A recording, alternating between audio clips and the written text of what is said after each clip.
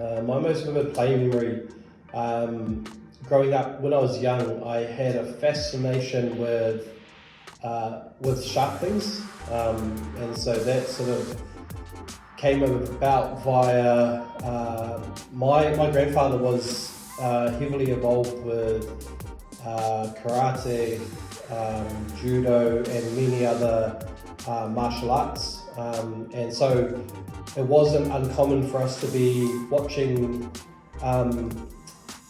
martial arts movies, in particular ones with ninjas in them, and so I had a real fascination with ninjas because they could jump high, they could scale heights, they could run up walls, and they were real sneaky, they were agile, and then they had cool swords. They also had shurikens, which are little ninja stars, and yeah, I just really thought that was really cool. So I would emulate being a ninja around in the environment. I'd climb up trees and jump out of them, see if I could land, or just try and basically climb higher and higher and higher and land and stick the landing. I'd try and jump off a couple of times I tried to jump off the roof. No injuries, so went well. I also would take the butter knives out of our drawer and I'd try and sort of get them to stick into the ground, and sort of try and be a ninja with ninja stars. And so that would be my most vivid memory of early play. I had a huge imagination. I knew what I was trying to reflect or imitate as well, through watching all of those karate movies and things like that. But I had huge fun. There was excitement, there was a little bit of fear, but just enough that I didn't completely freak out, but it was enough that it challenged me. I always knew though what my limit was. I challenged myself, but I always knew what the level of risk was, particularly when jumping off things. I always could see the jump in my head. I could see myself landing it, and so I always erred on the side of caution, but at the same time enough risk there to get the adrenaline going, and that would be my earliest memory. My definition of play has to do with a simple sentence, and it really is anything that you like to do for fun in your spare time. And I mean, play can be work and it can be integrated, but it mostly is anything that you can do for fun. And it doesn't have any barriers to age, to abilities, to any sort of concept. Like, it's cross-cultural. It happens even with whether you have the most money and whether you don't have the most money. Play can be unlocked anywhere, and it's just bringing that sort of sense of joy where it's all unstructured, it's all up to the person whether they want to do it or not. It's super focused on bringing those memories to life, and it's those things. When you asked me what my earliest play memory was, that basically is what play was. You remember all the good times that you had alongside your friends. Aside from that, play hits all marks of well-being, and that is just it hits the physical when anything is active. It hits your mental when anything is, it brings joy to your life. It hits your spiritual because it nurtures your soul. It takes you back into the taio.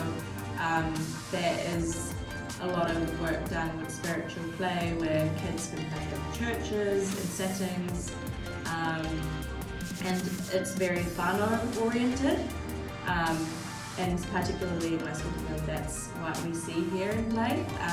You remember having times with your cousins when they come over, or your mum and dad, or even your grandparents. So to me, play is something like a medicine for certain things like depression and anxiety and heaps of other mental issues out there. that we can kind of aid to. There's a quote by Brené Brown, and it's basically that play is the opposite of depression, and it can contribute to many things to our life, and that includes joy. The value of play to me is, there's a number of things. It allows me to explore further my culture, and through the way we engage with particularly our atua or our taiao. So growing up, I was the only child, so I didn't have other children around the house. My grandparents who raised me, although tried to get out as much as possible, they never had the energy that I had as a child growing up, so they could never match it.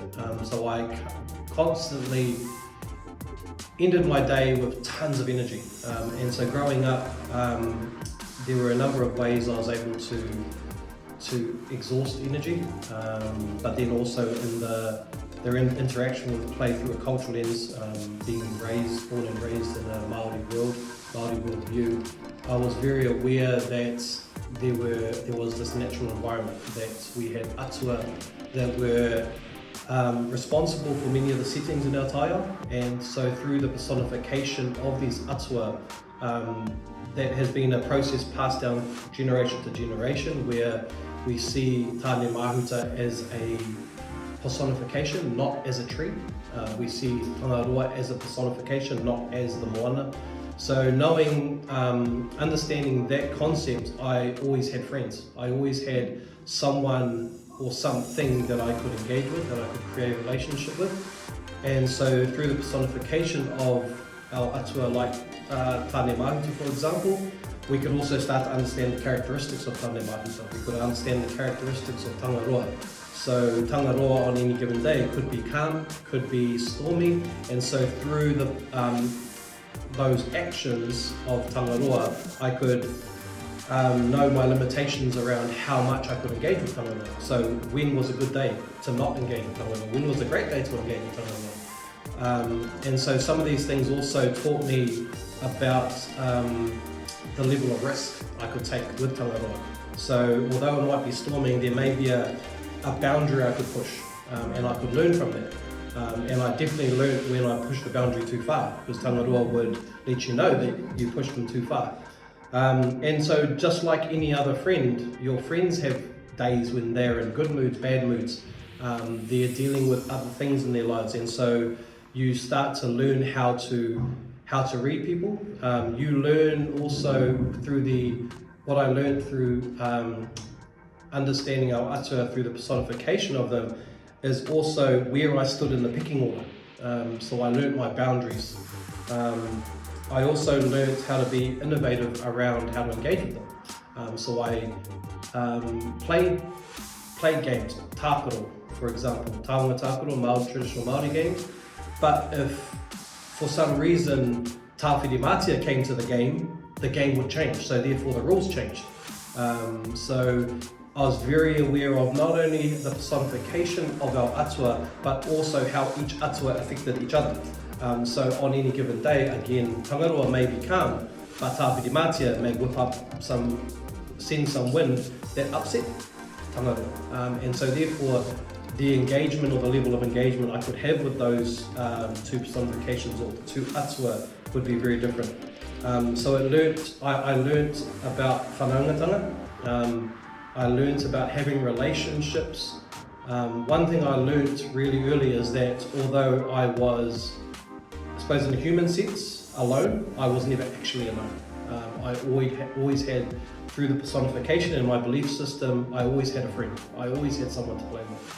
I just had to go out and find that friend, whether they be tāwhiri, whether they be tangaroa, tāne mahuta, ruo, moko, all of them. And all of them have characteristics. They also have certain games we can play with each other, and it enabled me to explore my culture, explore further my language, acquisition of te reo Māori.